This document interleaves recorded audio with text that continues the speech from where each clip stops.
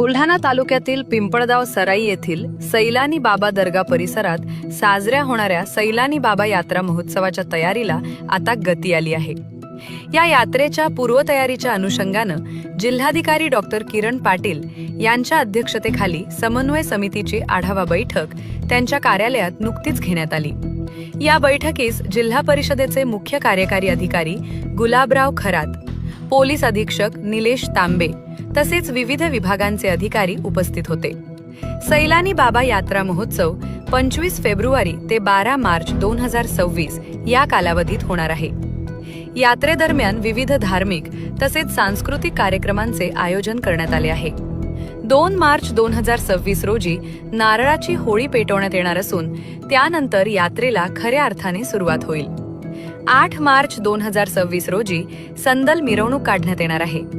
ही मिरवणूक पिंपळगाव सराई येथून